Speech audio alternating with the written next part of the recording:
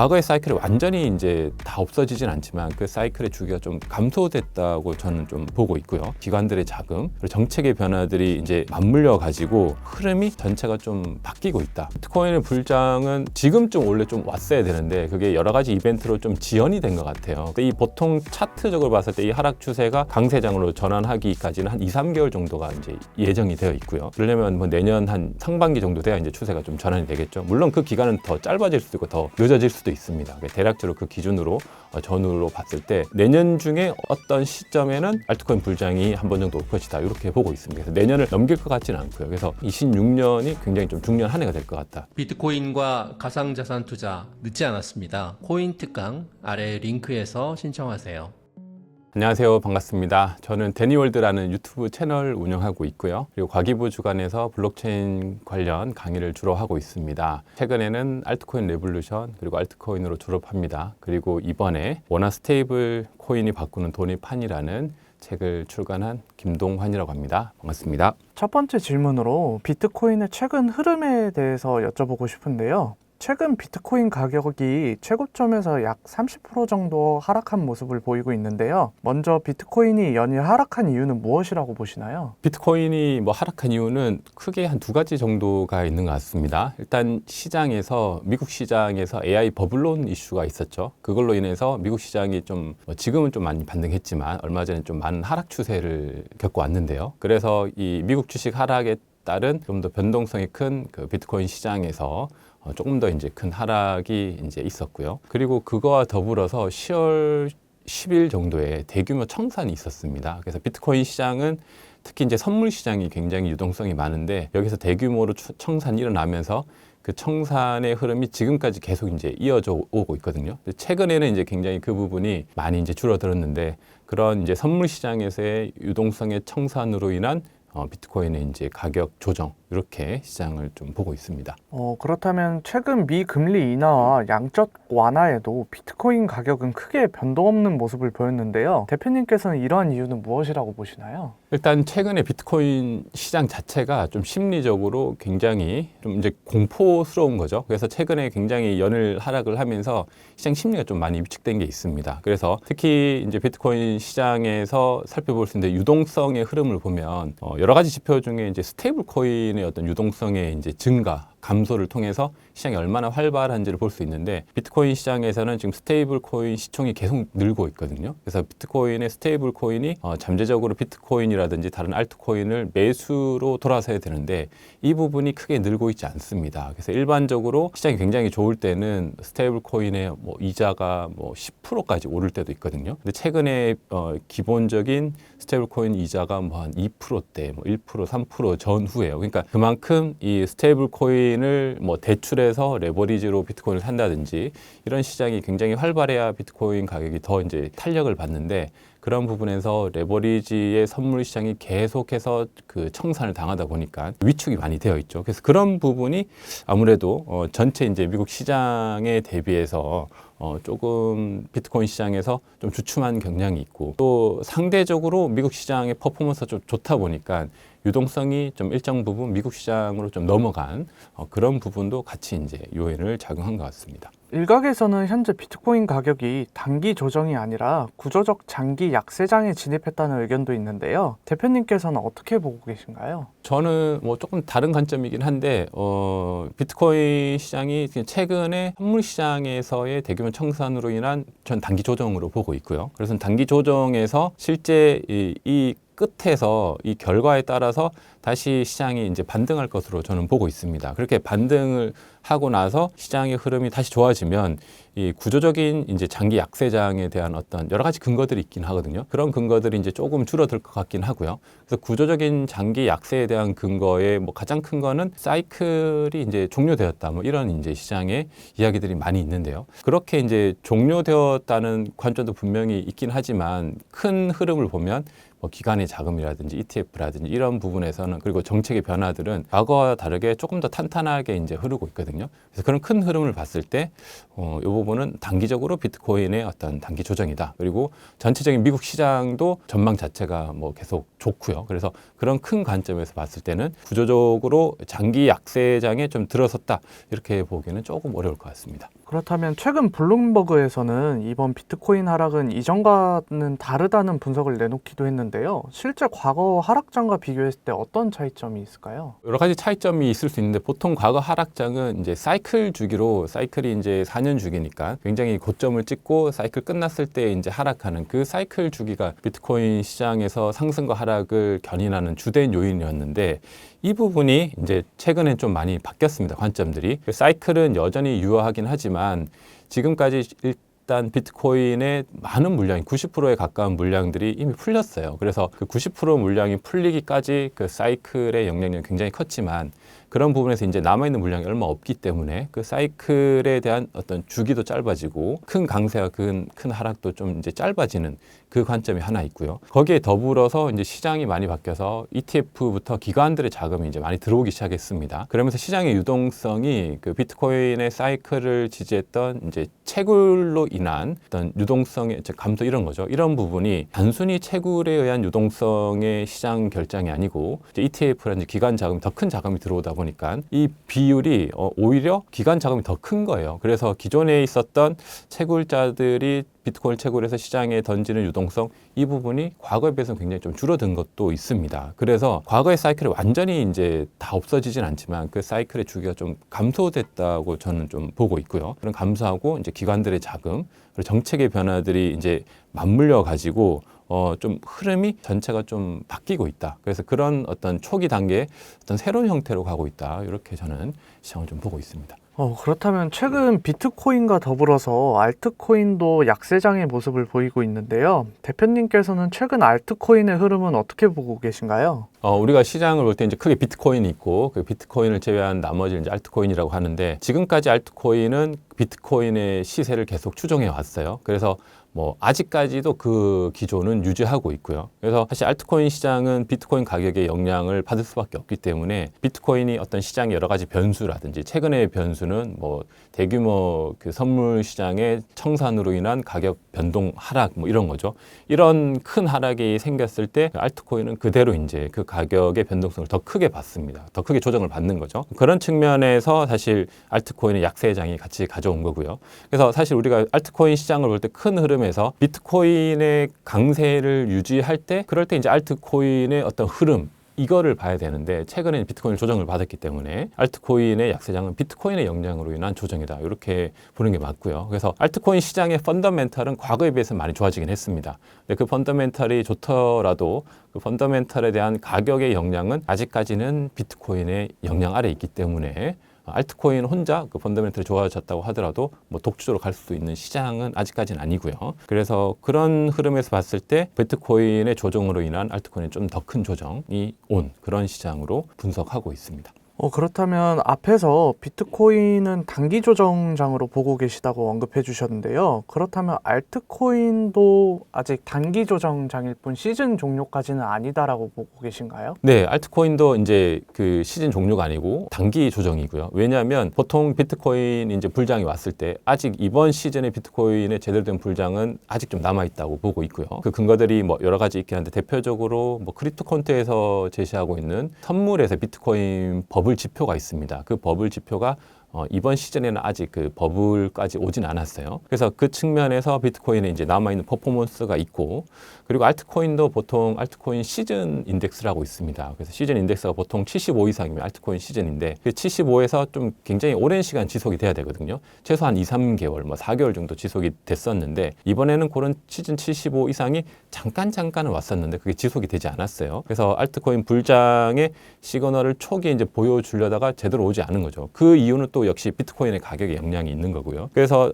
이 알트코인의 펀더멘탈은 과거에 비해서 좋아졌습니다. 예를 들어 뭐 ETF 같은 비트코인 ETF만 있는 게 아니고 주요 메이저 ETF들이 지금 계속 상장하고 있거든요. 그런 측면을 봤을 때 그리고 이제 알트코인을 전략적으로 매수하는 기업들도 뭐 늘어나고 있죠. 대표적 비트마인 같은 그런 이제 회사들이 이제 계속 늘어나고 있는데 그런 관점에서는 알트코인이 과거보다 펀더멘털이 좋아지긴 했어요. 근데 제대로 된 알트코인 불장은 이번에도 오려면 좀 비트코인이 조금 더 퍼포먼스를 내야 되고 그리고 알트코인 시즌이 조금 더 지속돼야 되는데 그런 시즌이 이번 사이클에는 아직 도래하지 않았고 여지가 여전히 이제 남아있다 이렇게 보고 있습니다. 그렇다면 비트코인과 알트코인의 불장은 대략적으로 언제쯤이라고 예상하는 시기가 있으실까요? 비트코인의 불장은 지금 사실 지금쯤 원래 좀 왔어야 되는데 그게 여러 가지 이벤트로 좀 지연이 된 것 같아요. 그래서 지연의 지금 전체 큰 흐름은 예를 들어 비트코인 뭐 주봉 월봉으로 봤을 때 하락 추세가 지금 계속 진행되고 있습니다. 물론 가격적으로는 단기 반등이 있지만 이 보통 차트적으로 봤을 때 이 하락 추세가 다시 이제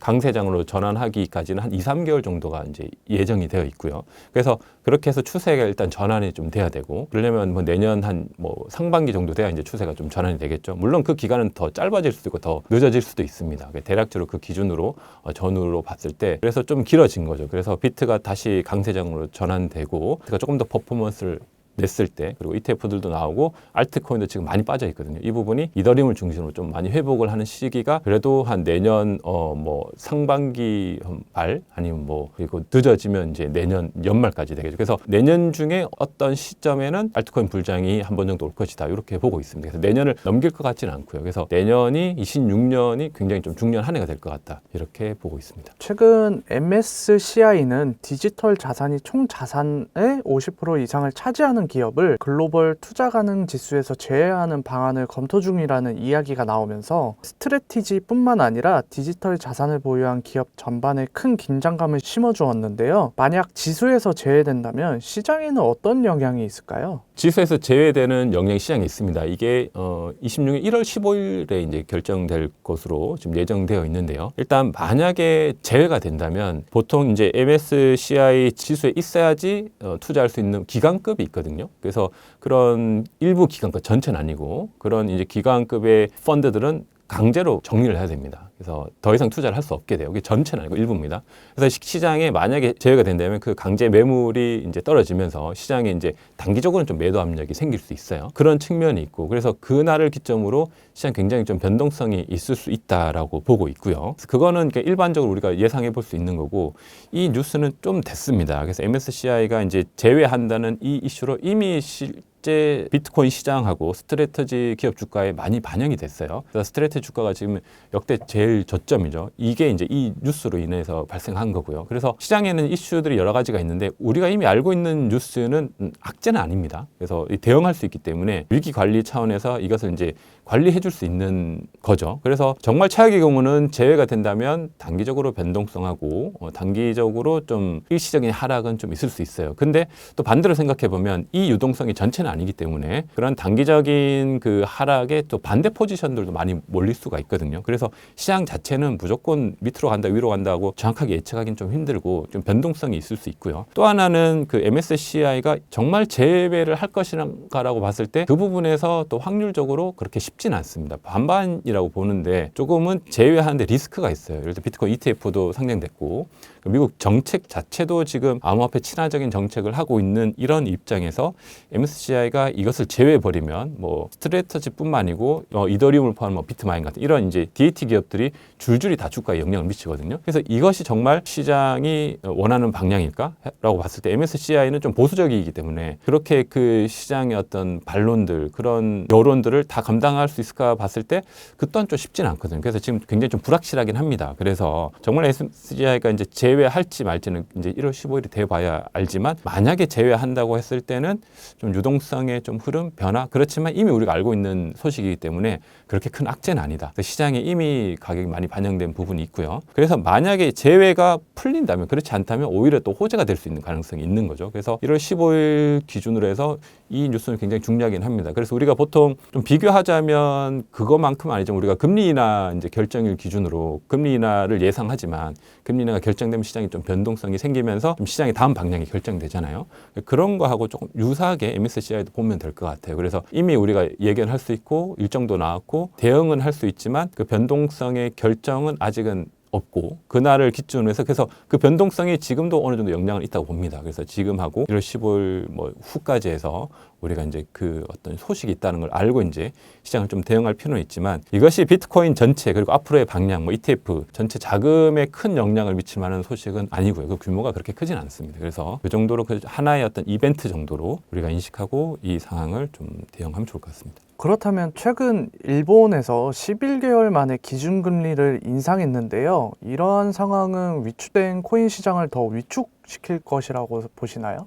일본의 금리 인상도 그렇습니다. 사실 금리 인상을 처음 한다고 했을 때는 그것이 이제 시장에 좀 이제 부정적인 영향을 줬었고 시장에 가격을 미쳤는데 근데 실제 결과를 놓고 보니까 금리 인상 이후에 오히려 비트코인 가격이 올랐거든요. 그러면 이런 소식을 봤을 때 이 시장에 있는 이슈 뭐 기준 금리 인하라든지 우리가 알지 못했던 뭐 MSCI 지수 발표 이런 것들은 시장에 변동성을 주고 사람들한테 위협과 공포와 또 기회를 주는 그런 이벤트이긴 해요. 근데 일본 같은 경우는 지금은 이제 금리 인상을 했고 앞으로 또 어떻게 이제 금리 인상을 더 추가적으로 할 건지에 따라서 그런 또 발표와 결정이 있으면 또 변동성은 있겠죠. 근데 이러한 변동성은 사실 앞으로는 크지 않다고 봅니다. 우리가 이제 시장에서 특히 일본의 금리 인상 관련은 뭐 엔케리 청산으로 이제 많이 알려져 있죠. 엔케리 청산이 처음에 나왔을 때는 시장 굉장히 큰 변동성을 겪었거든요. 근데 시간이 지나면서 시장 이제 학습을 하는 거죠. 이거는 큰 이슈가 아니구나. 그래서 시장에서 우리가 이미 알고 있는 어느 정도 대응할 수 있는 이슈들은 그렇게 큰 리스크는 아니고 이벤트이긴 합니다. 그 일을 기준으로 해서 약간의 변동성은 있어요. 그렇지만 이 또한 뭐 그렇게 비트코인 시장에 큰 영향을 줄 만한 요인은 아니다. 이렇게 보고 있고요. 그렇지만 단기적으로 일본이 금리 인상을 한다는 발표가 이제 나고 그 결정이 나면 단기적인 이제 시장의 영향을 조금은 줄 수는 있습니다. 그렇다면 글로벌 투자은행 JP 모건은 내년 비트코인 가격이 17만 달러까지 급등하며 사상 최고치를 갱신할 수 있다고 예측했는데요. 대표님께서는 26년 비트코인 가격을 어떻게 전망하고 계신가요? 저는 개인적으로 이제 비트코인이 25년에 조금 더 퍼포먼스를 냈어야 되는데 연말 이제 올해 하반기 때 뭐 AI 버블론부터 해서 미국 시장이 좀 조정을 준 거, 그리고 금리 인하의 좀 불확실성 좀 더 이제 가능보다 내려진 거, 그리고 어떤 비트코인 시장에서의 어떤 대규모 선물 청산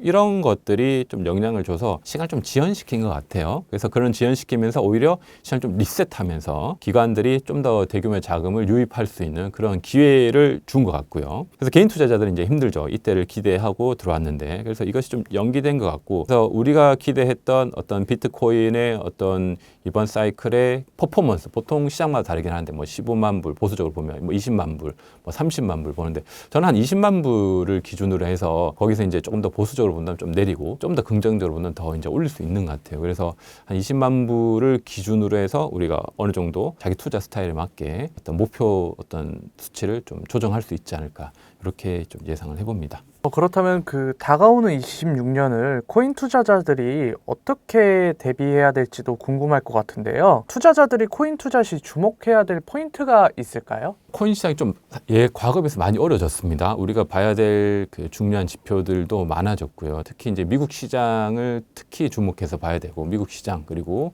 미국에서 어떤 유동성 흐름, 뭐 금리 인하 같은 이슈겠죠. 그래서 유동성이 특히 코인 시장에 더 영향을 미치니까 그런 어떤 거시 경제의 그 부분을 계속 봐야 되고 그리고 코인 시장에 이제 새롭게 들어온 이제 ETF들, 비트코인 ETF가 얼마나 이제 자금이 잘 들어오는지 그리고 이제 알트코인 ETF들도 이제 점점 계속 생기고 있습니다. 이런 쪽에 얼마나 이제 유입이 많아지는지도 또 체크해야 되고 그리고 정책의 변화들도 또 중요하죠. 미국이 친원 암호화폐 정책으로 바뀌어서 계속 이제 드라이브를 걸고 있는데 그 정책의 영향 그리고 어떤 미국의 중간 선거 뭐 결과 이런 것들의 큰 이벤트들이 있습니다. 거시적인 경제 관점을 이루는 그러한 것들이 26년에도 굉장히 많이 지금 기다리고 있어요. 그래서 그런 주요 지표들을 계속 체크하면서 비트코인을 계속 투자를 해야 되는 그런 조금 더 거시경제하고 굉장히 밀접해져 있는 그런 시장으로 변하고 있다. 측면은 어떻게 보면 좀 더 좋은 관점이죠. 그래서 비트코인이 좀 제도권으로 들어오면서 조금 더 안정적인 가격 흐름을 흘러갈 수 있고 그런 측면에서 우리가 좀 대응하거나 우리가 어떤 비트코인을 투자하는 관점을 굉장히 그 포트폴리오 관리라든지 비중 관리 이런 것들을 조금 전략적으로 할 수 있는 좀 중요한 지표들이 과거에 비해서 많이 늘어났다.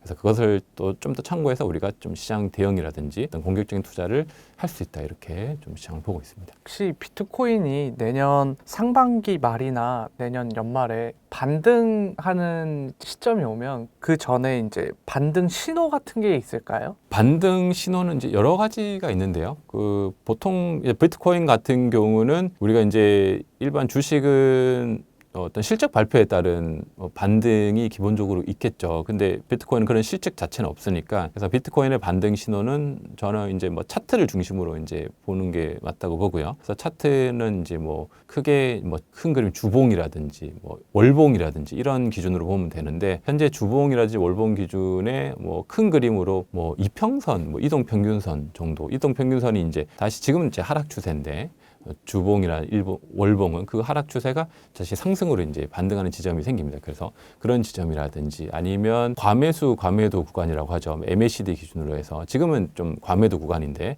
이것이 좀 변환하는 시점이 있습니다. 그래서 변환하게 되면 골든 크로스라고 해서 교차되는 시점이 생깁니다. 그런 걸 좀 참고해도 좋고, 그래서 그런 지점에서 주요 이제 그 시그널이 차트상 이제 변화되는 시점, 큰 그림에서 월봉 주봉에서 그런 시점이 뭐 제가 볼 땐 지금은 하락 추세인데 한 뭐 2, 3개월 정도 지나면 상승 추세로 전환할 수 있는 그러한 시그널이 충분히 생길 수 있는 그런 흐름으로 지금 가고 있긴 합니다. 그래서 그런 흐름들 체크해서 상승 추세로 전환됐다면, 그리고 이제 비트코인이 이제 강세 장으로 바뀌었다, 이렇게 좀 이야기해 볼 수 있을 것 같아요. 대표님의 인터뷰를 보면 보수적으로 접근했을 때 비트코인과 이더리움만 결국에 살아남을 것이라고 언급을 해주셨는데요. 그 이유는 무엇인가요? 약간의 좀 오해는 있긴 한데, 보수적으로 제가 이제 접근했다는 말은 이제 한 10년 장기 투자했을 때, 10년이라는 장기 투자를 했을 때 우리가 이제 전체 코인에서 과연 무엇이 살아남을까라고 했을 때, 저는 이제 10년 지나고도 계속 살아남을 코인은 이제 비트코인하고 이더리움이라고 저는 봅니다. 지금 시점에서. 그러면 나머지 이제 코인들은 10년 지나면 살아남지 않느냐? 그건 아니고요. 그렇지만 약간의 불확실성은 있는 거죠. 그것을 대체할 수 있는 것들은 저는 있다고 보고 있기 때문에 보수적인 관점에서 그렇게 보고 있고요. 그래서 왜 보수적인 관점에서 비트코인과 이더리움은 살아남는데 문제가 없냐라고 했을 때, 비트코인 같은 경우는 암호화폐 시장을 만든 이제 기축이죠. 그리고 어떤 특징이라든지 가장 이제 시총도 크고 비트코인이 이 시장을 계속 이끌어왔습니다. 그래서 비트코인에 대해서 살아남는다는 뭐 의견은 뭐 대부분 많은 사람들이 큰 의견은 없을 것 같고, 중요한 건 그러면 이더리움은 어떻게 해서 살아남는지를 좀 더 설명드리면 좋을 것 같은데, 비트코인은 어떤 디지털 자산, 뭐 화폐, 기존의 화폐를 대체한다 이런 개념이 있는데, 이더리움은 그런 개념이라기보다는 어떤 블록체인을 활용한 디지털 세상의 어떤 플랫폼 역할을 하는 걸로 이렇게 출생을 했어요. 그렇게 나와서 비트코인 이후에 이제 비트를 제외한 게 다 알트코인인데, 비트코인과 유사한 형태의 알트코인들도 있지만 그런 컨셉에서 제일 혁신적인 건 이더리움이었거든요. 그래서 이더리움에서 결국 이제 알트코인의 시장을 만들었고, 이더리움에서 특히 만든 우리가 흔히 볼 수 있는 개념도, 우리가 현재 있는 스테이블 코인 시장, 이런 것도 이제 이더리움 때문에 이제 생길 수 있었던 시장이고요. 지금은 좀 약해졌지만 한때 굉장히 유명했던 NFT 시장, 이런 것도 이더리움에서 이제 탄생한 개념들이고, 그리고 지금 이제 뭐 금융권에서 논의되고 있는 뭐 디파이 같은 거, 그리고 뭐 RWA 시장, 이런 시장도 다 이더리움에서 다 탄생한 개념들이에요. 그래서 모든 개념들, 그리고 아이디어들, 어떤 개발 상황들이 다 이더리움에서 이제 탄생한 거죠. 그래서 그 탄생한 개념들을 다른 코인들은 조금 더 발전시키거나 부족한 것을 조금 더 이제 혁신적으로 바꾼 그런 거거든요. 그리고 또 이제 가장 많은 시총을 또 이더리움이 가지고 있고, 그렇습니다. 그런 측면에서 봤을 때 이더리움을 대체할 수 있는 어떤 것이 있을까라고 봤을 때 다른 알트코인들은 그런 개념에서는 좀 부족한 거죠. 물론 이더리움보다 좀 더 빠를 수 있고 좀 더 혁신적일 수 있고 단기적으로 뭐 가격 퍼포먼스는 좋을 수 있지만, 그 이더리움이 만들었던 이 시장 자체를 대체는 할 수 없다고 보고 있고요. 그런 측면에서 또 이더리움은 오랫동안 또 보안도 굉장히 견고하게 유지해왔고 그런 측면이 있습니다. 그래서 또 역으로 질문해 보면, 그러면 이더리움하고 비트코인하고 뭐가 더 좋냐라고 하면, 이더리움이 뭐 기능이라든지 활용성 뭐 이런 거는 있지만 여전히 비트코인이 더 좋거든요. 기능이나 이런 거는 좀 다르지만, 그 측면은 왜 그러냐면 이더리움이 만들었던 이런 개념들, 활용성, 뭐 디파이, NFT 이런 것들의 어떤 핵심 원리들은 다 비트코인이 내재돼 있습니다. 그런 개념들이 비트코인에 다 있거든요. 조금 더 확장하면 예를 들어 이더리움이 만들었던 디파이 같은 탈중화된 금융, 그것도 원래 비트코인 안에 다 있어요. 근데 그 기능이나 이런 게 좀 제한이 있어서 그러지. 그래서 그런 측면이 있기 때문에 결국에 이더리움도 그 비트코인에서 그 모든 아이디어를 차용해서 이제 개발한 거고요. 그래서 다른 알트코인들도 이 이더리움이 만들었던 개념들을 좀 차용해서 만든 거기 때문에 두 큰 줄기는 이제 비트코인하고 이더리움이 이제 가져가고, 나머지들을 이제 서로 이제 경쟁하면서 더 이제 새로운 카테고리에서 이제 자리를 잡겠죠. 그래서 자리를 잡는데 그렇게 시간이 지나면 이제 또 자리를 잡은 것들이 나올 겁니다. 근데 지금 시점에서는 완전하게 자리 잡은 것은 저는 이제 비트코인하고 이더리움 두 가지가 완전히 자리 잡은 것 같고요. 나머지는 자리를 잡아가고 있는 단계라고 보고 있습니다. 그렇다면 그 이더리움을 투자하라는 투자자들은 어떤 전략으로 이더리움을 투자해야 될까요? 그래서 이더리움 투자는 오히려 쉽습니다. 예를 들어 비트코인 투자도 쉬운 게 비트코인 투자가 어려운 분들은 이제 보통 뭐 DCA라고 하죠. 장기적으로 이제 적립식으로 계속 매수하면 됩니다. 이런 이야기가 많고 실제 퍼포먼스도 단기적으로 트레이딩하는 것보다는 장기적으로 비트코인을 계속 그 적립식으로 매수했던 사람은 굉장히 성과가 좋습니다. 크게 시장이 흔들리지도 않고요. 그 의미는 비트코인이 계속 우상향하는 자산이라는 거죠. 그리고 사라지지 않는 자산,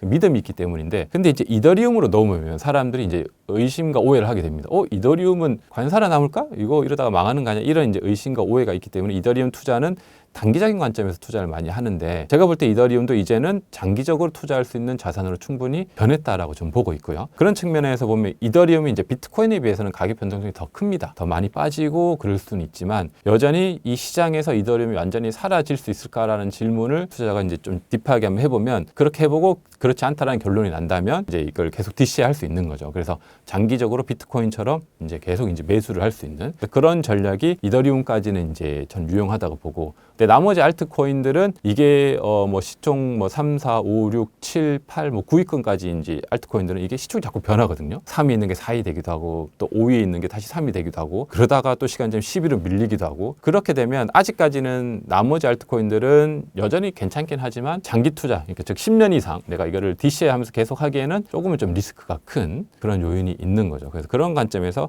오히려 비트하고 이더리움까지는 투자가 좀 쉽다, 이렇게 좀 볼 수 있을 것 같습니다. 방금 대표님의 말씀을 들었을 때 솔라나의 생존 가능성도 조금 궁금한데요. 솔라나의 전망은 어떻게 보고 계신가요? 저는 솔라나도 굉장히 좀 긍정적으로 보고 있습니다. 솔라나는 제가 보는 관점에서는 지금 자리를 완전히 확고히 잡은 거하고, 그리고 자리를 잡아가고 있는, 보기에 중간 단계에 있는 것 같아요. 그래서 자리를 완전히 확실히 잡았다고 하기에도 약간 애매하고, 그러면 솔라나가 시장에 사라질 건가라고 했을 때도 좀 애매한 측면이 있습니다. 그래서 이더리움은 그 뭐 10년, 20년, 30년 장기 투자해도 문제 없을 것 같고, 근데 솔라나 같은 경우는 시장에서 솔라나를 대체할 수 있는 뭔가 이 10년 사이에 또 나타날 수 있는 가능성은 있어요. 그래서 그런 가능성을 봤을 때 그런 리스크 정도만 고려해서 솔라나를 충분히 투자할 수 있다. 그래서 솔라나가 완전 시장에 사라지진 않을 겁니다.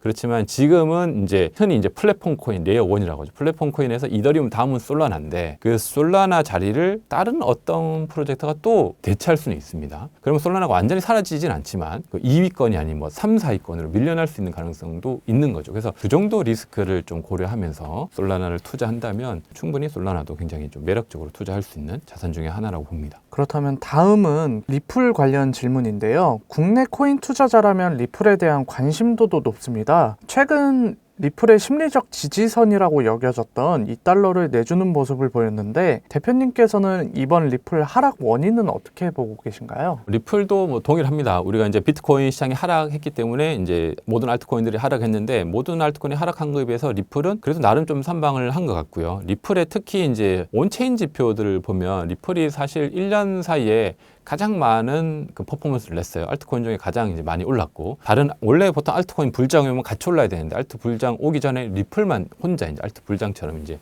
오른 결과를 보여줬죠. 거기 뭐 여러 가지 이유가 있을 테지만, 그래서 이제 그동안 많이 오른 것도 있고 그동안 많이 올랐는데 오른 거에 비해서 큰 조정은 없었어요. 큰 조정은 없었고, 최근에 리플의 온체인 지표들을 보면 어떤 고래들의 흐름이 뭐 한두 달 사이에 크게 없습니다. 보통은 계속 지속적인 흐름이 있는데, 그리고 뭐 선물의 어떤 그 레버리지도 리플은 굉장히 적고요. 그래서 리플이 많이 올라서 지금 좀 쉬어간다, 이렇게 좀 보고 있고, 그리고 가격이 조금 빠지는 것들은 그냥 개미들이나 작은 규모의 이제 거래들이 일어나는 거고, 어떤 고래들은 이제 큰 물량이 만약에 던져지면 이게 크게 하락을 하거든요. 그래서 그런 부분에서는 리플은 없었다라고 보고 있고요. 그래서 굉장히 리플은 그래도 최근에 성적은 나쁘지 않다라고 보고 있고, 그 흐름은 큰 고래들이라든지 대규모의 어떤 거래가 리플에서는 없던 게 조용한 구간이죠. 그래서 이미 이제 고래라든지 이런 리플의 큰 매수자들은 그냥 가만히 있는 구간, 그렇게 좀 보고 있습니다. 근데 그 부분에서 만약에 변화가 온다면, 고래들이 큰 매도를 하거나 아니면 온체인 지표가 고래들이 큰 움직임이 있다면 좀 지켜봐야 되는데, 최근에 큰 시장에서는 리플은 그런 부분에서 큰 흐름은 안 보이는 것 같습니다. 일각에서는 리플의 단기 반등 가능성에 대해서 불확실하다고 언급했는데요. 대표님께서는 리플의 향후 전망을 어떻게 보고 계신가요? 리플의 향후 전망 굉장히 좋게 봅니다. 왜 그러냐면 리플 같은 경우 이제 미국 중심의 코인이긴 하고 지금 현재 시장의 트렌드는 이게 얼마나 그 어디 중심인가 미국 중심인 것도 굉장히 중요하고 특히 규제 관련해서 리플이 그동안 오랫동안 계속 쌓아왔기 때문에 규제 관련 노하우도 많고 리플이 이제 화폐 커런시 관련해서는 이제 그 비트코인 다음으로 이제 알트코인에서 시총이 높고요. 그런 측면도 또 있고 또 다른 특징은 리플이 이제 기존에는 이제 뭐 온체인이죠. 뭐 디파이라든지 뭐 RWA 시장 이런 시장에 리플이 본격적으로 안 들어갔는데 최근에 본격적으로 시장에 그 들어가면서 그 변화들이 많이 있습니다. 그래서 대표적인 큰 변화는 리플의 어떤 스테이블 코인 시총이 지금 계속 높아지고 있어요. 그만큼 이제 이더리움하고 뭐 솔라나 주도의 디파이라든지 온체인 시장에서 리플이 조금씩 계속 성장하고 있는 흐름들을 보여주고 있기 때문에 그 부분에서도 이제 좋은 시그널들이 있고 이 시장은 계속 커질 것 같고 리플이 장점은 기관 중심의 어떤 디파이 시장을 좀 열어갈 수 있는 그런 특징이 또 리플이 가지고 있는 장점이기 때문에 그런 방향으로 리플이 이제 그 사업 전략들을 이제 이어가고 있는 흐름이 좀 보여지는 것 같더라고요. 그래서 그런 흐름에서는 전반적으로 리플도 굉장히 좋게 본다 이렇게 보고 있습니다. 그렇다면 그 대부분의 알트코인이 사라질 때 민코인인 도지코인은 아직 살아남았는데요. 도지코인이 아직까지 살아남을 수 있었던 이유는 무엇이고 향후 전망은 어떤가요? 도지코인은 그 굉장히 독특한 코인인데 이제 개발자들이 뭐 재미로 만든 코인이죠. 민코인이고 실제 도지코인을 뜯어보면 이제 비트코인이 오픈 소스이기 때문에 비트코인을 그대로 갖고 와서 만든 코인이에요. 근데 비트코인보다는 조금 더 빠르고 조금 더 저렴하고 뭐 발행량에서 좀 차이가 있는 이런 코인이라서 비트코인 계열이라고 좀 보면 됩니다. 그러면서 좀 탈중화되어 있고 근데 이제 도지코인은 그러면서 이제 일론 머스크가 이제 도지코인을 언급하면서 이제 굉장히 시장에서 관심을 많이 받았죠. 그러면서 지금까지 추세가 이어져 오고 있는데 시장이 크게 두 가지가 있습니다. 굉장히 탈중앙화된 시장이라고 불리는 채굴 중심의 시장, 이제 비트코인을 중심으로 한 뭐 비트코인, 라이트코인, 뭐 최근에 뭐 GKC 같은 이런 프라이빗 코인 이런 것들이 이제 탈중화된 그런 코인이고 뭐 이더리움 중심으로 이제 플랫폼 코인들이 있죠. 이더리움 솔라나라는 여긴 보통 뭐 POS 중심의 그런 생태계인데 이 두 생태계에서 좀 특징이 있기 때문에 도지코인은 비트코인 계열에서 오래 살아남은 그런 견고한 좀 흐름들이 있고 그리고 장기 홀더들이 또 굉장히 많습니다. 그리고 이 비트코인도 어떻게 보면 조금 극단적으로 얘기하면 어떤 새로운 문화를 만들었죠. 그래서 새로운 문화를 만들었기 때문에 극단적으로 비트코인도 민코인이라고 얘기할 수도 있거든요. 그래서 좀 극단적인 얘기긴 하지만 그런 어떤 철학적인 부분이 같이 있습니다. 그래서 도지코인을 뭐 뜯어서 이게 무슨 가치가 이렇게 평가하면 조금 어렵고 좀 철학적으로 이 새로운 시장에 대한 인식을 보면 굉장히 좀 중요한 코인이고 이 시장에서 시총 10위권에 있잖아요. 그래서 10위권에서 지금까지 살아남았고 있는 코인이 많지가 않습니다. 그래서 사실 도지코인의 위에 뭐 기능은 크게 없거든요. 뭐 이더리움 위에는 많은 기능들이 있죠. 그래서 그런 거에 비해서는 굉장히 이제 퍼포먼스가 좋은 거고 그만큼 지지자들이 많고 특히 뭐 일론 머스크를 중심으로 한 이제 전통 어떤 주식에 이제 미국 중심의 주식을 많이 투자하는 뭐 테슬라라든지 이런 투자자들도 도지코인만 이제 가지고 있는 그런 분들도 있어요. 그래서 그런 특징이 어떤 도지코인 퍼포먼스를 보여준 것 같고 이런 어떤 새로운 영역을 만들었기 때문에 이것이 완전히 좀 사라지기는 힘든 또 시장에서 또 살아남을 수 있는 그런 이제 카테고리이고 또 코인이기도 한 코인으로 우리가 이제 볼 수 있습니다. 그렇다면 최근 대표님 채널에서 체인링크에 대한 긍정적인 평가를 내려주셨는데요. 체인링크 코인을 좋게 보시는 이유에 대해서 설명 부탁드립니다. 체인링크는 한마디로 얘기하면 우리가 이제 블록체인하고 암호화폐 시장이 있고 여기는 우리가 일반인들도 블록체인이라고 하면 뭔가 기록을 변경할 수 없다, 뭐 문제가 없다 이렇게 알고 있잖아요. 그건 맞는데 문제는 이제 블록체인의 그 어떤 데이터를 기록하는 시점에서 그 원본 데이터 있죠. 그 데이터에 대한 검증은 블록체인이 해주지 못합니다. 그래서 내가 거짓된 데이터를 블록체인에 기록하게 되면 거짓된 데이터로 그대로 남아 있는 거죠. 그래서 그것을 해결해주는 솔루션이 뭐 오라클이라는 전문 용어를 쓰는데 그 오라클 솔루션의 대표 주자가 이제 체인링크예요. 그래서 한마디로 얘기하면 체인링크는 이 현실 세계에 있는 여러 가지 데이터를 뭐 주식이라든지 오프체인이라고 하죠. 이 현실에 있는 데이터들을 블록체인이나 온체인 데이터를 이제 기록할 때 그 중간에 검증해주고 데이터의 무결성을 검증해주는 역할을 합니다. 그래서 이게 왜 중요하냐라고 봤을 때 지금 시장이 큰 이슈가 뭐 RWA 시장 같은 거 그래서 주식을 토큰화하는 이런 시장들이 지금 생기고 있잖아요. 그런 측면에서 봤을 때 주식을 토큰화할 때 누군가는 이 주식하고 이 크립토 시장에서의 지수를 맞춰줘야 되거든요. 그 역할을 하는 게 이제 오라클입니다. 그래서 그 솔루션을 처음부터 이제 가지고 있었고 오랫동안 보유했기 때문에 앞으로 이런 이제 시장, 이제 주식 시장이 온체인화되고 이런 시장이 커지면 커질수록 체인링크의 역할은 점점점 커지는 거죠. 그런 측면에서 체인링크도 굉장히 좀 중요한 코인 중에 하나다라고 우리가 볼 수 있습니다. 그렇다면 앞에서 언급했던 코인들을 제외한 알트코인 중에 대표님께서 26년 상반기에 주목하고 계시는 코인이 있다면 무엇일까요? 26년 상반기는 크게 플랫폼 중심 코인들이 좀 다시 좀 각광을 받을 것 같습니다. 그래서 먼저는 뭐 이더리움을 포함한 이더리움, 뭐 솔라나 그리고 이제 메이저 플랫폼 코인들이 조금 더 이제 시장의 퍼포먼스를 낼 것 같고요. 그래서 지금 이제 시장이 많이 하락했기 때문에 이 부분에서 좀 성과가 많이 줄어들었거든요. 그리고 이제 관련한 뭐 디파이라든지 뭐 RWA 뭐 이러한 관련 코인들이 2026년에는 좀 굉장히 각광을 받고 또 하나 이제 스테이블 코인 관련한 여러 가지 이제 그 코인들도 많이 있습니다. 이런 스테이블 코인 관련 코인들도 26년에 좀 굉장히 좀 주목을 받게 될 것 같습니다. 만약에 알트코인 불장이 온다면 투자자들은 어떻게 대비하고 있어야 될까요? 알트코인 불장이 온다면 일단 투자자들이 이제 알트코인 불장 전에 내가 이 알트코인을 언제 좀 매수하고 알트코인이 왔을 때 불장이 왔을 때 어느 지표를 참고해서 내가 어느 정도 수익 실현할지를 좀 미리 이제 계획을 해두면 좋습니다. 그래서 막 진짜 이제 알트코인 만약에 불장이 오면 굉장히 퍼포먼스가 좋기 때문에 그때 이제 어떤 수익 실현이라든지 이런 것을 결정하면 굉장히 어렵거든요.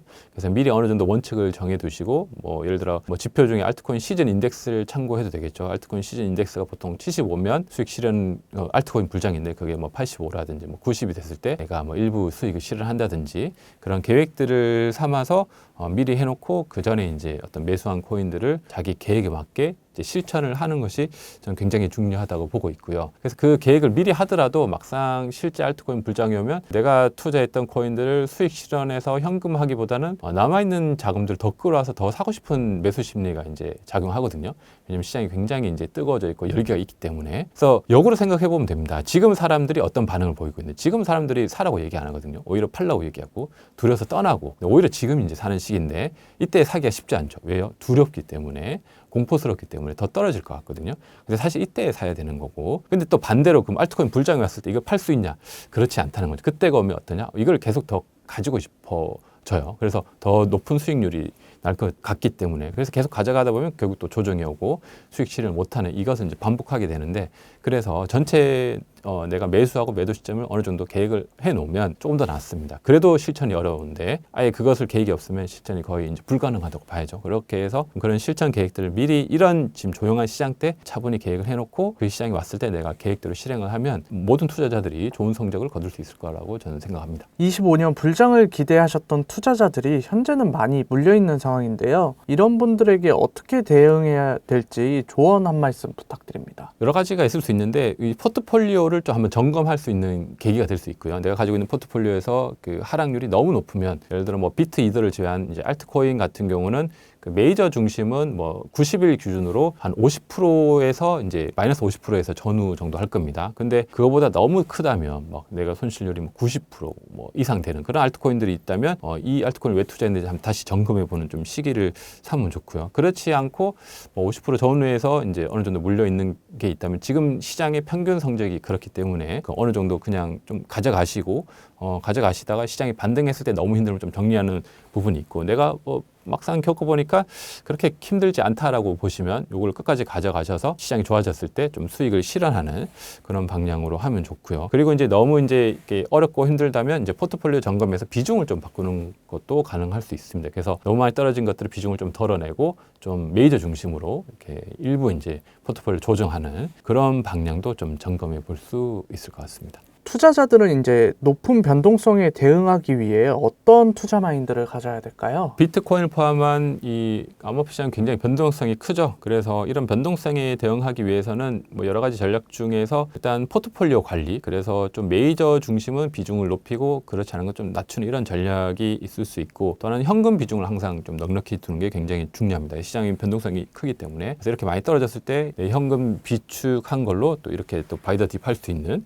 그런 전략도 또 필요하고, 그리고 전체 투자 시드를 이 변동성에 맞게 내가 좀 감당할 수 있는 범위 내에서 이 암호화폐 투자를 좀 건전하게 하는 게 저는 제일 좋다고 봅니다. 그래서 이 감당할 수 있는 범위라는 건 투자자마다 모두 다르기 때문에 내가 이 암호화폐를 투자하고 있는데 이 감당할 수 있는 범위라는 것은 이 투자는 물론 쉽지는 않습니다. 좋을 때도 있고 힘들 때도 있지만 단순히 힘든다는 것보다 투자로 인해서 내 일상이 지장이 많다.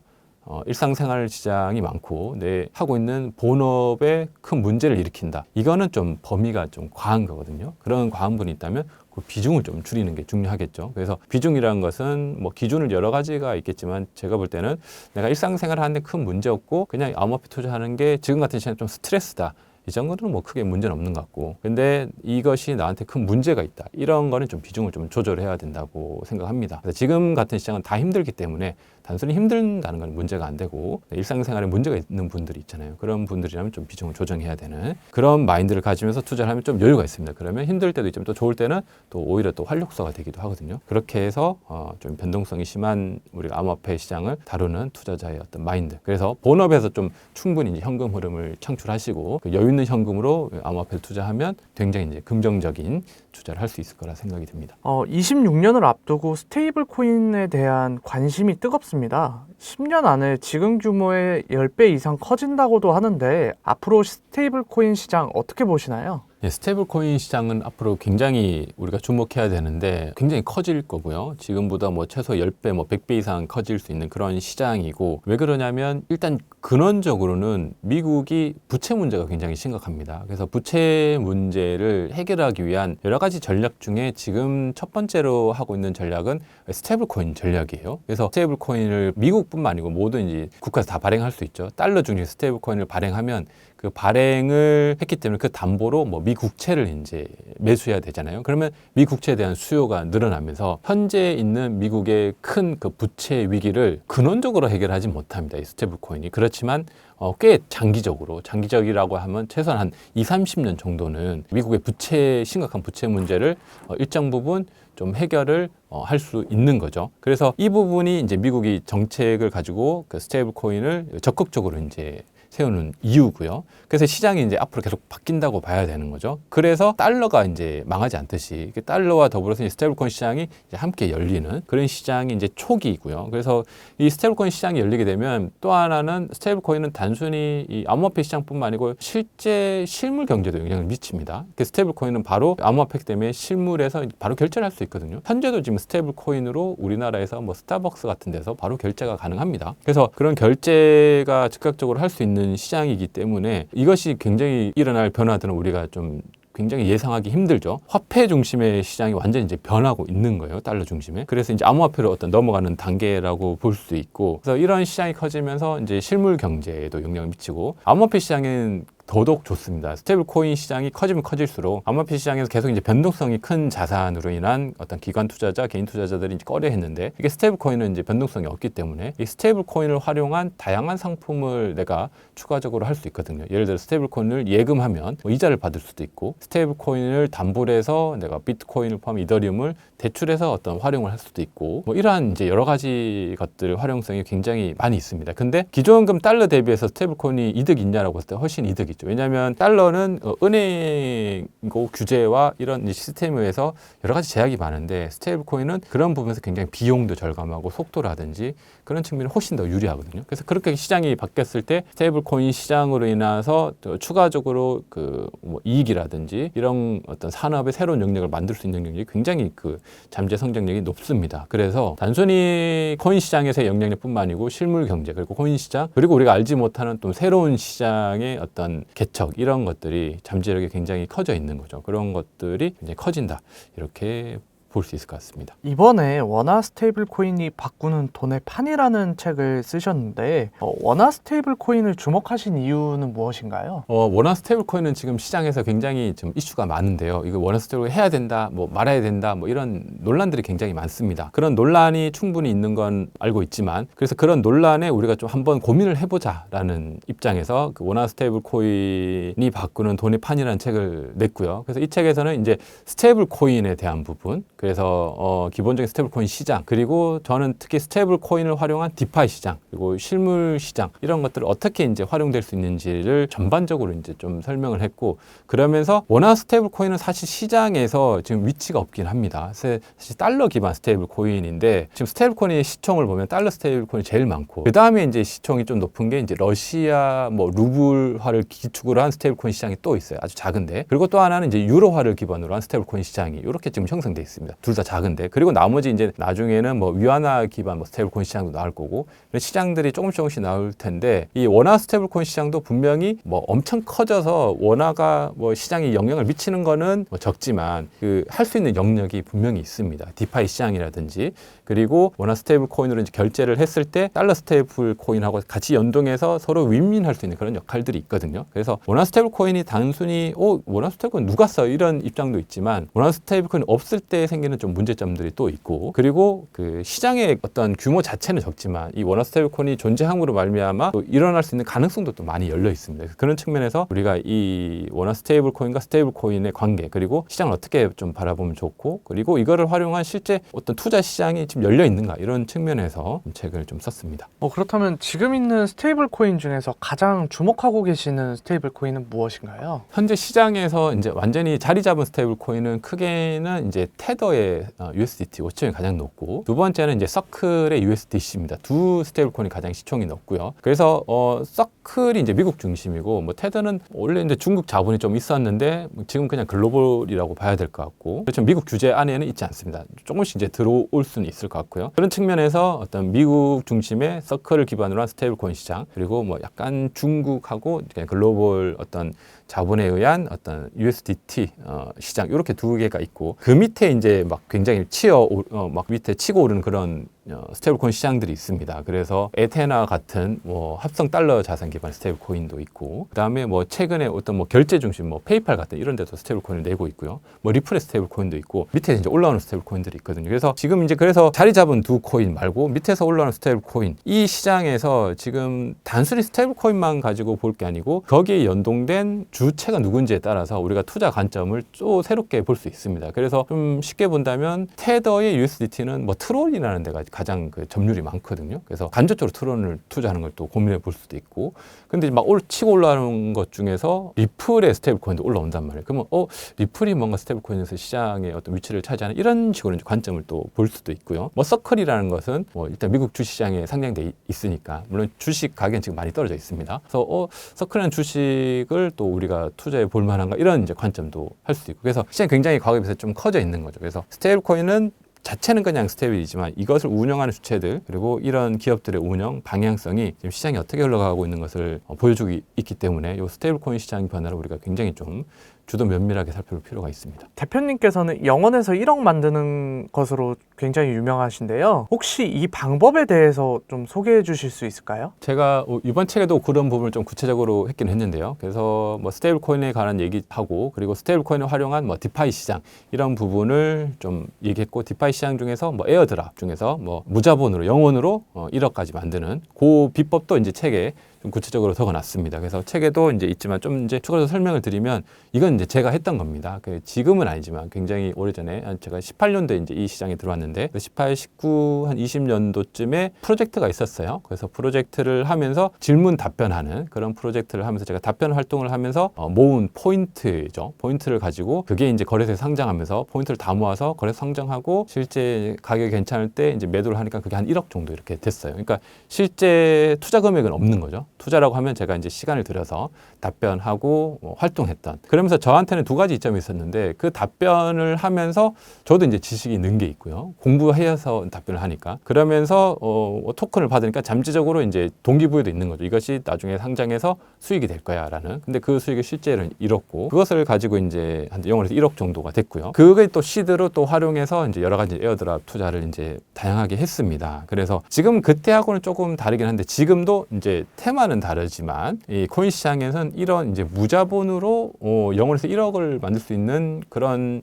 시장이 지금도 존재합니다. 그래서 올해 같은 경우는 그 뭐 얍스라고 해서 야퍼 활동이라고 해서 카이토라는 뭐 프로젝트 자체는 굉장히 시총이 작은데 트위터에서 막 활동한 걸 대가로 뭐 토큰을 보상해주고 이런 프로젝트가 있었어요. 뭐 지금도 이제 마지막으로 활동하는 사람들이 좀 있긴 한데 여기서 활동해서 1년에 1억 이상 번 사람들도 꽤 있습니다. 그래서 현재도 이 시장은 존재하고 근데 이제 단번에 되지는 않겠죠. 그러한 이제 무자본으로 뭔가 이제 활동해서 얻는 그런 시장도 있고 그리고 이런 이제 디파이에서 활동하면서 그렇게 이제 에어드랍을 주는 시장이 있고 지금 과거에 비해서는 조금 많이 줄어들긴 했어요. 그래서 올해는 특히 시장 전체가 퍼포먼스가 좀 낮아서 드라마틱한 거는 적긴 하지만 그럼에도 불구하고 이렇게 시장에서 기회들을 가지고 또 수익을 내는 분들이 있다. 그렇게 소개를 해줄 수 있을 것 같습니다. 그렇다면 궁금한 게 코인 프로젝트에서는 왜 공짜로 코인을 뿌리는 걸까요? 코인 시장에서는 그 에어드랍이라는 용어가 있는데 에어드랍 말 그대로 이제 공짜로 코인을 주는 거예요. 그 에어드랍의 그 근원을 살펴보면 언제 에어드랍이 시작됐냐면 비트코인부터 시작했습니다. 그래서 비트코인 채굴자들이 비트코인 채굴을 해서 비트코인을 얻는 건데 채굴자들이 초반에 비트코인을 좀 홍보하기 위해서 웹사이트를 하나 만들었어요. 그래서 포셋이라는 사이트인데 이제 수도꼭지 같은 사이트에서 웹사이트에 들어가서 자기 사람인 걸 인증하고 클릭하고 본인의 지갑 비트코인 지갑 주소를 넣으면 그 지갑 주소로 이제 웹사이트에 이제 미리 저장해 놓은 비트코인을 매일 하루에 한 번 이제 받을 수 있게 하는 것을 이제 토기 채굴자들이 그렇게 단기간에 운영을 했습니다. 그렇게 해서 이제 공짜로 이제 비트코인을 준 거죠. 그래서 채굴 없이도 비트코인을 그렇게 받을 수 있었어요. 그래서 그때 매일 비트코인만 받았어도 지금 가치로 하면 최소한 그 몇백억 이상은 됩니다. 그래서 그 정도 규모로 이제 에어드랍을 줬는데 그게 이제 에어드랍의 시초였고 그러면서 이제 다음 이제 프로젝트들이 나오면서 이것을 좀 활용해서 어떤 프로젝트를 이제 홍보하기 위해서 코인을 이제 만들고 전체 물량의 일부는 뭐 파운더 그리고 창업자 일부 개발자들 가져가는데 일부는 이제 에어드랍 물량으로 할당을 해요. 우리가 이제 주식을 하면 주식 창업자 그리고 뭐 초기 투자자들 그리고 나중에 이제 뭐 상장하고 이러잖아요. 근데 코인도 코인 전체 물량에서 뭐 초기 창업자들 그리고 뭐 초기 VC 투자들 물량이 있고 일정 부분은 이제 에어드랍으로 뭔가 이제 프로젝트에 기여했거나 우리 프로젝트 홍보했거나 이런 활동을 한 일반인들 대상으로 주는 물량이 있습니다. 그래서 그 물량을 이제 주는 거죠. 그래서 주고 프로젝트가 잘 됐을 때 에어드랍 받은 게 이제 프로젝트 잘 되면 이제 수익이 굉장히 큰 거고, 근데 프로젝트가 만약 잘 안 됐으면 이제 수익이 적고 이런 좀 흐름들이 이제 시장에 있습니다.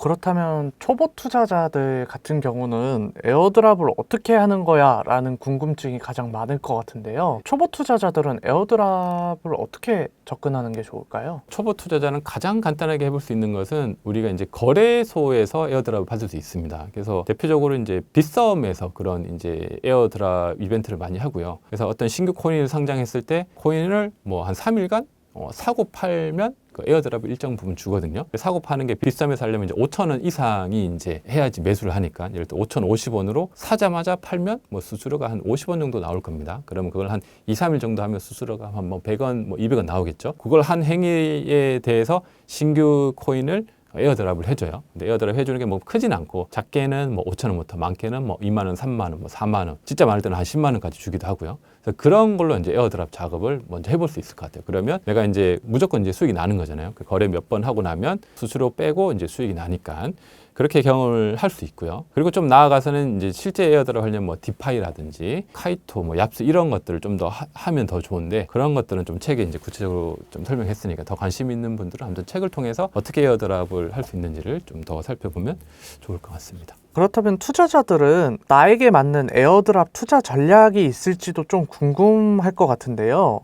이 부분은 조금 설명 부탁드려도 될까요? 에어드랍 전략이 굉장히 종류가 많습니다. 그래서 아까 말했던 무료로 그냥 할 수 있는 에어드랍도 있고 어떤 거는 돈을 좀 투자해야 할 수 있는 에어드랍 작업들이 있어요. 그게 뭐 최근에 유행하고 있는 뭐 펄프덱스 탈중화된 뭐 선물 거래소인데 여기는 돈을 좀 투자해서 거래도 만들고 해야 좀 이제 의미 있는 에어드랍 수량이 나옵니다. 그래서 그런 것들이 종류가 굉장히 많아요. 그리고 단순히 뭐 어떤 SNS 활동 이런 걸로 에어드랍 주는 것도 있고 미션을 해야 되는 것도 있고 그래서 내가 얼마나 시간이 많은지 그리고 또 여유가 있는지 그리고 내가 이런 에어드랍 작업을 하면서 나한테 또 맞을 수도 있고요. 그런 것들을 이제 테스트를 해봐야 되는데 종류가 워낙 많기 때문에 모든 에어드랍 작업을 다 할 수는 없습니다. 그렇지만 이 에어드랍 작업 중에서 한두 개 정도는 누구에게나 다 맞을 수가 있어요. 그래서 한 번 정도 이런 저런 에어드랍 작업을 이제 해보면 본인한테 맞는 에어드랍 작업이 있습니다. 그럼 그런 걸 좀 집중적으로 전략적으로 좀 시간과 에너지를 쓰면 거기서 굉장히 좀 유의미한 숫자가 나올 수 있겠죠. 근데 에어드랍 자격이 굉장히 많거든요. 모든 것들을 다 한다면 시간도 부족하고 그걸 관리도 힘들기 때문에 그건 좀 효율이 떨어진다고 보고 있고요. 그래서 이것저것 좀 처음에 이제 다 한 번씩은 해봐야겠죠. 해보고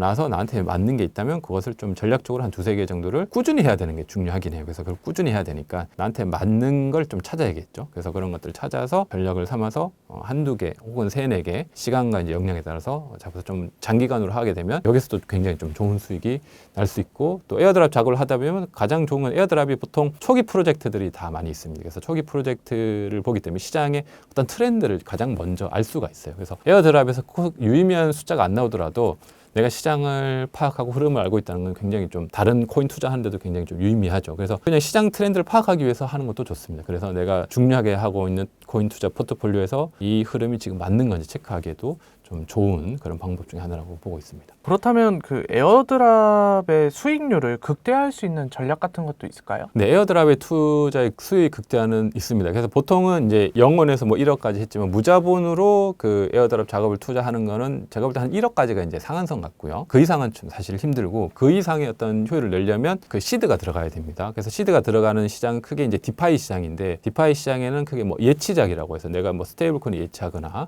하는 게 있고 뭐 최근에는 펄프덱스가 가장 효율이 좋고요. 펄프덱스라고 해서 탈중화된 거래소인데 여기서 내가 이제 선물 거래를 하면서 그 거래 볼륨을 만들면 거기에 포인트가 쌓이고 그 포인트에 따라서 이 선물 거래소가 상장했을 때 그 토큰을 에어드랍 받는데 그렇게 가장 크게 이제 에어드랍 받아서 시장에서 유명해진 메타가 뭐 하이퍼리퀴드 같은 이런 메타인데 그런 메타들이 현재 있고요. 아직까지 좀 유효합니다. 그래서 다음에 또 이런 또 다른 형태의 메타가 나올 수 있어요. 그래서 그런 데는 좀 내가 시드가 좀 들어가야 됩니다. 그래서 손실이 생길 수도 있고 뭐 그런 부분에서 전략이 좀 필요하죠. 그렇지만 그렇게 예치금을 들어가서 잘 프로젝트 분별해서 투자를 하게 됐을 때 내가 투자로서 좀 투자 수익이 나오고 거기에 이제 향후에 토큰이 런칭이 됐을 때는 내가 프로젝트 잘 선별하면 굉장히 높은 뭐 10배, 100배까지도 수익이 나거든요. 그런 데서 보통 그래서 에어드랍으로 뭐 졸업했다 이런 분들이 나오는 거죠. 뭐 졸업했다는 것은 50억, 100억 이렇게 수익 내신 분들이 실제 있습니다. 인정하신 그런 분들의 졸업하신 분 보통 퍼프덱스 같은 그런 분들인데 그게 단기간에 되진 않고 제가 말할 때 이제 초보부터 뭐 여러 가지 카테고리 하면서 이제 시장을 이제 볼 수 있는 눈이 있으면서 그렇게 이제 시드도 좀 투입하고 그렇게 했을 때 이제 좀 성적을 낼 수 있습니다. 그래서 그런 부분도 책에 좀 구체적으로 적긴 했는데요. 그래서 그렇게 보시면 좀 더 참고할 수 있고 그래서 아무튼 좀 시드를 좀 처음에는 그냥 처음부터 시드 넣으면 안 되죠. 왜냐면 시장을 잘 모르니까. 그래서 처음에는 그냥 무료로 하다가 좀 시장을 이해하고 여기서 번 돈이 있으면